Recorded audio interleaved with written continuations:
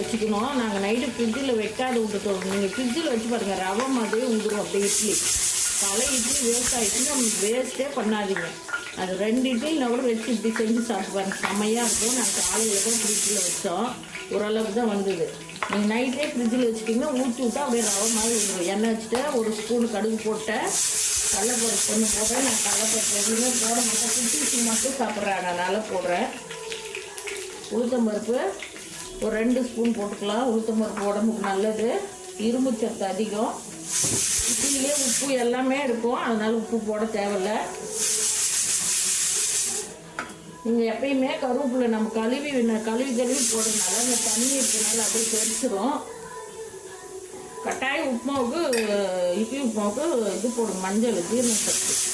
அது டேஸ்ட்டும் நல்லாயிருக்கு, இல்லைன்னா வெள்ளை வெளியேன்னு இருக்கும். ஒரு குட்டி ஸ்பூனில் ஒரு 1/4 ஸ்பூனு அவ்வளோதான். பாருங்க, வெங்காயம் கட் பண்ணி வச்சுருக்கேன்.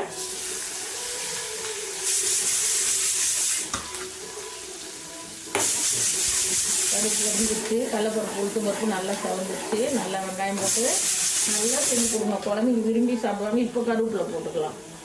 நான் அலசி வச்சுருக்கேன். அலசி வச்சதுனால தண்ணி இருக்கனால எண்ணெய் ஃபுல்லாக வெளியே வச்சுருவேன், எண்ணெய்லாம் வேஸ்ட்டாக போயிடும். அதனால் வெங்காயம் போட்டு கருவேப்பிலை போட்டிங்கன்னா தெரியாது. நான் எல்லா வெங்காயத்தையும் போடுறேன். வெங்காயம் எந்தளவு போடணும் அவ்வளோ டேஸ்ட்டாக இருக்கும். இது பெரிய வெங்காயம் 2 போடுங்க, நல்லா இருக்கும்.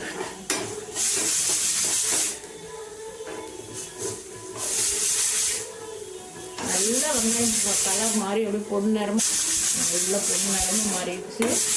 இப்போது ஸ்டவ்வை ஸ்லோ பண்ணிவிட்டு இந்த உப்புமா நம்ம உதித்து விட்டு வச்சுருக்கோம் இல்லைங்களா, அதை போட்டுக்கலாம். நான் சொன்ன மாதிரி நீங்கள் செஞ்சு பாருங்கள், சூப்பராக இருக்கும்.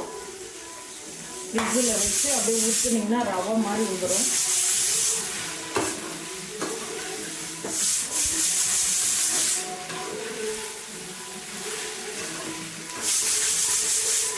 நல்லா கலரிக்கணும்,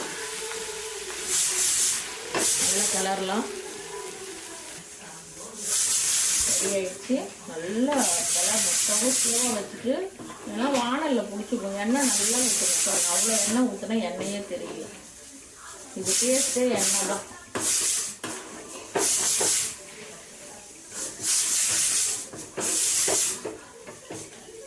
சூப்பராக இட்லி உப்புமா ரெடி. வாங்க சாப்பிட்லாம். இந்த சேனல் பார்க்குறவங்க, புதுசாக பார்க்கணும், சப்ஸ்கிரைப் பண்ணுங்கள்.